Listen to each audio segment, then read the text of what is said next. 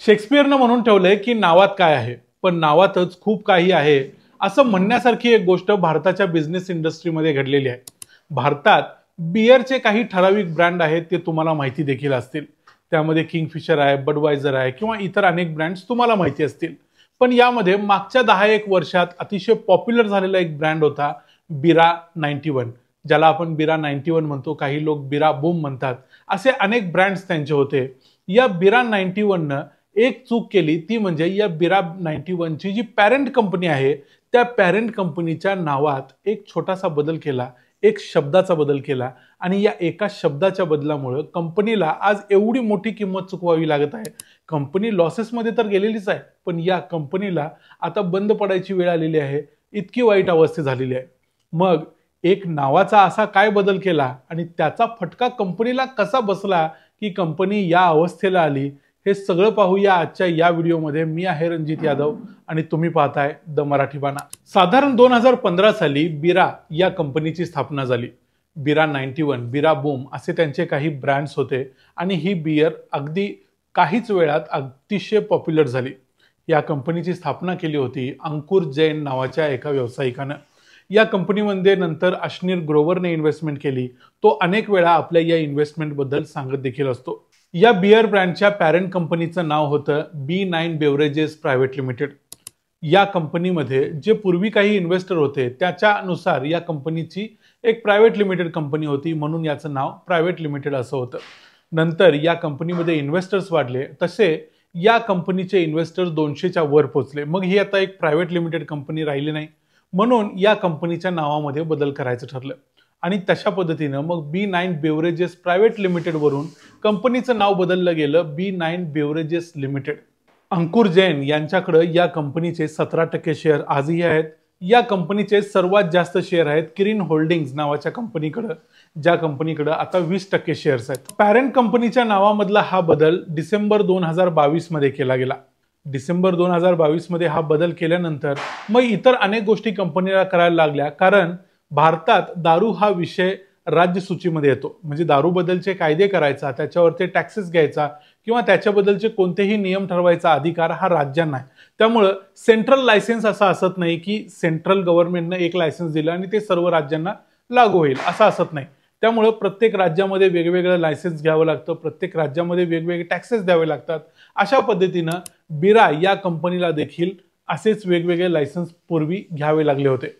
पण आता कंपनीनं नावामध्ये छोटासा बदल केल्यामुळं कंपनी जे काही बिझनेस सगळ्या राज्यांमध्ये करत होती, त्या सगळ्या राज्यांनी कंपनीचा बिझनेस बंद करायला लावला किंवा तो जो व्यवसाय होता, जी विक्री होती, ती बंद करायला लावली.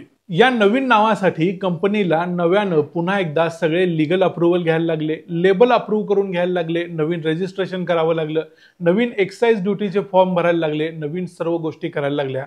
आणि हे सगळं करता करता जवळजवळ 1 वर्ष उलटून गेलं, ज्या काळामध्ये कंपनीचा जो स्टॉक होता तो तसाच पडून होता, कारण त्याला अनेक राज्यांमध्ये विक्रीची परमिशन मिळाली नाही. जवळजवळ 80 कोटीचा स्टॉक पडून राहिला. नवीन उत्पादन ठप्प झालं, कारण उत्पादन करून तरी विकणार कुणाला, असा प्रश्न कंपनीच्या समोर होता. या एका नावात केलेल्या बदलामुळे ज्या पुढच्या गोष्टी घडल्या, त्यामुळे बिराचा सेल सुरुवातीला 22% ड्रॉप झाला.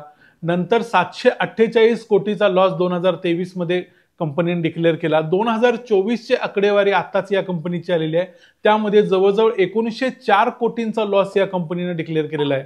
म्हणजे अशा पद्धतीनं बिरा या कंपनीचा जो लॉस आहे तो वाढतच चाललेला आहे. आता एकदा का काही गोष्टी बिघडायला सुरुवात झाली की त्याचा एक प्रकारचा कॅस्केडिंग इफेक्ट व्हायला लागतो आणि अनेक इतर गोष्टी देखील बिघडायला लागतात. तसं कंपनीचं वातावरण बदललं, कंपनीचं कल्चर बदललं आणि नवीन आरोप व्हायला सुरुवात झाली. कंपनीमध्ये गव्हर्नन्स इश्यूज निर्माण झाले. कंपनीच्या कर्मचाऱ्यांचा जवळजवळ 5 महिन्यांचा पगार आतापर्यंत दिला गेला नाहीये. त्यामुळे कंपनीच्या 250 कर्मचाऱ्यांनी कंपनीच्या बोर्ड ऑफ डायरेक्टर्सना एक लेटर लिहिलंय. त्या लेटरमध्ये त्यांनी सांगितलंय की कंपनीचे संस्थापक आणि सीईओ असणाऱ्या अंकुर जैन यांना कंपनीतून काढून टाकावं, किमान त्यांना सीईओ पदावरून तरी काढून टाकावं, अशी मागणी त्यांनी किरीन होल्डिंग्स या जापनीज कंपनीला केलेली आहे. पण तरी देखील अंकुर यांच्याकडे जवळजवळ 17% शेअर्स असल्यामुळं आणि त्यांनी स्वतःच ही कंपनी स्थापन केल्यामुळं अजून तरी तेच या कंपनीच्या मुख्य पदावर म्हणजे सीईओ पदावर रुजू आहेत. या सगळ्या परिस्थितीतून बाहेर पडण्यासाठी कंपनीनं मागच्या या जून-जुलै महिन्यामध्ये नवीन इन्व्हेस्टमेंट उचलायचा प्रयत्न केला, ज्यामध्ये कंपनी ब्लॅकरॉक नावाच्या कंपनीकडून 500 करोड रुपये घ्यायच्या विचारत होती. पण ही गोष्ट देखील घडली नाही, कारण ब्लॅकरॉक या कंपनीनं ऐनवेळी या स्पर्धेतून माघार घेतली आणि त्यांनी सांगितलं की आम्ही इन्व्हेस्टमेंट करणार नाही. आता कंपनी पुन्हा एकदा आणखी एका अमेरिकन कंपनीकडून JM फायनान्सकडून जवळजवळ 1200 कोटी रुपयाची इन्व्हेस्टमेंट घ्यायच्या विचारात आहे. पण ही गोष्ट देखील होईल अशी शक्यता खूप कमी निर्माण झालेली आहे. कारण याचं महत्त्वाचं कारण म्हणजे कंपनीचे नवीन ऑडिटेड रिझल्ट्स आत्ताच आलेले आहेत, ज्यामध्ये ऑडिटरनं आणखी काही ठपका ठेवलेला आहे.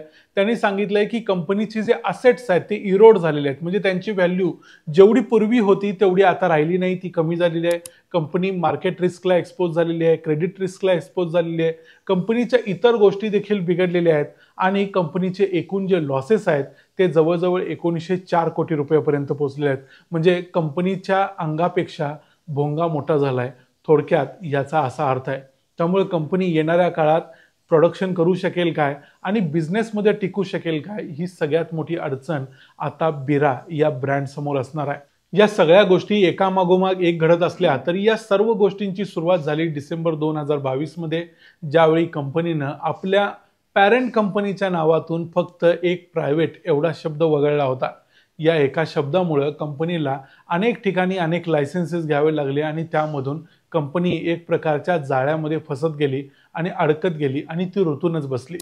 या सगळ्या गोष्टी भारतीय बिझनेसमध्ये होत असतात आणि त्यासाठी अनेक वेळा भारतीय बिझनेस फेल होतात. पूर्वी आपण लाल फितीचा कारभार म्हणायचो किंवा इतर अनेक बाबू लोकांचं राज्य होतं असं म्हणायचो, पण हे बाबू लोकांचं राज्य किंवा ज्या पद्धतीनं भारतात बिझनेस करण्यासाठी इतक्या परमिशन्स घ्यावे लागतात, या गोष्टी अजून देखील कमी झालेल्या नाहीत.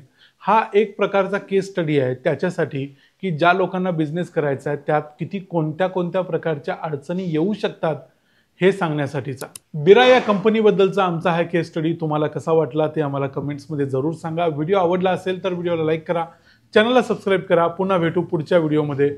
तोपर्यंत पाहत रहा द मराठी बाणा. जय हिंद, जय महाराष्ट्र.